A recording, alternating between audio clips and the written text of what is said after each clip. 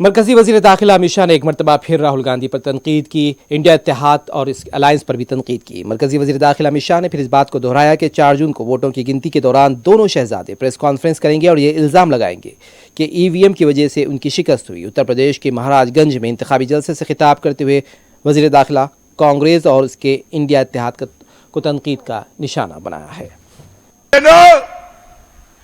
आज मैं एक बात कहकर जाता हूं, 3 तारीख को सब लोग याद कर लेना, 4 को काउंटिंग है।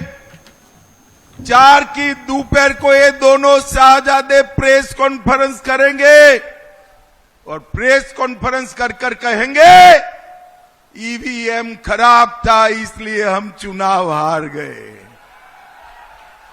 इन्होंने तय कर लिया है कि हार का ठीकरा ईवीएम पर फोड़ना है।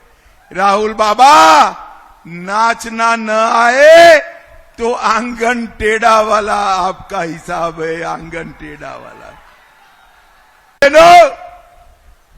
आज मैं एक बात कहकर जाता हूं, 3 तारीख को सब लोग याद कर लेना, 4 को काउंटिंग है।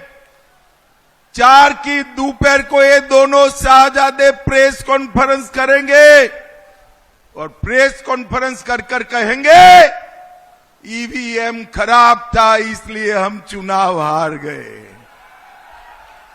इन्होंने तय कर लिया है कि हार का ठीकरा ईवीएम पर फोड़ना है।